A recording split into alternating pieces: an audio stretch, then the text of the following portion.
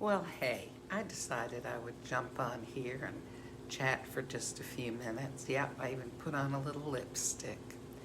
So I've been quarantining at home because I was exposed to COVID, and I do have various symptoms. My test was negative, but I had the test not that long after I was exposed, so I'm probably going to go get another one tomorrow. But even so, so far my symptoms are mild, thank God.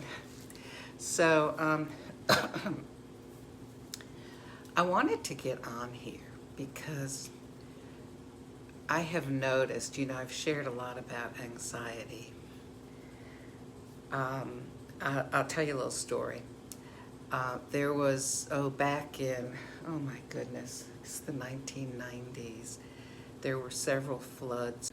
Oh my, okay, so my internet's going on and off. Well, hopefully this will record. So in the 1990s, there were several bad floods that I had heard about and in my area. And I couldn't imagine what it would be like to have that happen. But we had just moved to a house up in the highest point of the town that we lived in. It was up on a hill. In fact, the area was called The Hill. Sorry, whenever my internet says it's trying to reconnect, I'll try to repeat what I was saying. Anyway, so, you wouldn't think there'd ever be a flood there, but there was construction going on in back of our house at a college, and the back of our property backed up to a big parking lot that they were building at the college. Internet, they had not yet put in the drainage system for the parking lot, and we had one of those terrible rains where just, buckets come down in a very short period of time. You know what? That parking lot channeled all this water onto our property. We had a basement in the house, and the water busted through the basement. The water busted through the basement window, and probably within 20 minutes, an 8-foot tall basement was totally submerged. I mean, we pulled a few things out, but it was rushing in so quickly through a kind of smallish window that, you didn't want to get in the way of the gush of water because it could have been dangerous. Well, then a neighbor came later, and he owned a construction company, and he had a big pump, and he pumped out the basement. Everything was covered with silt.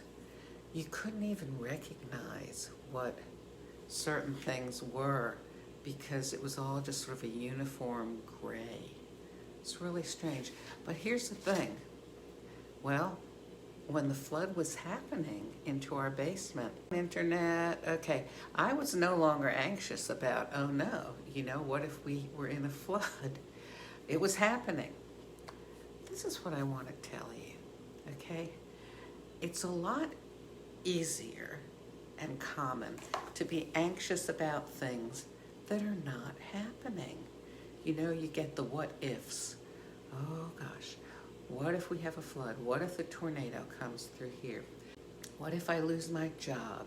What if I get the virus? All these sorts of things. And we get anxious over the unknown. Yet, for most of us, when something actually does happen, we deal with it. We say, okay, this is happening. I'm dealing with it. What's next? So what I wanted to help you with is try to bypass the worrying about things that have not happened, okay? Try to bypass worrying about the possibility of what if. How can you do that? This takes discipline.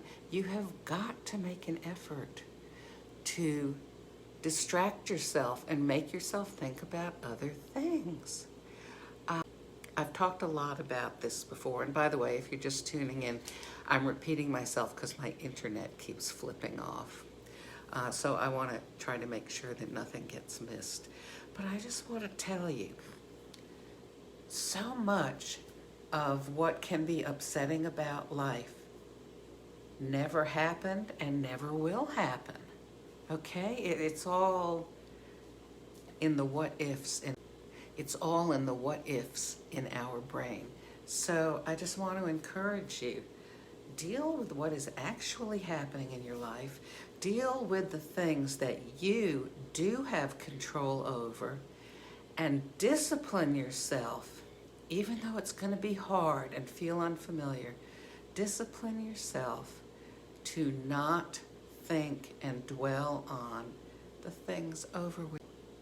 I was saying, discipline yourself, no matter how hard it may be, do it so that you don't dwell on the things over which you have no control. So I just wanted to encourage you, and I thank you for all of your prayers and good wishes and the funny little cartoons and memes and stuff that you sent me. It cheers me up. Trying to do my puzzle here. I'm not so interested in it as I might normally be because I kind of got a headache and I'm stuffy, but it's okay. You know, I'm finding things to occupy myself to pass the time, and I've enjoyed talking with you. And, you know, be positive. I mean, heck, why not? What have you got to lose?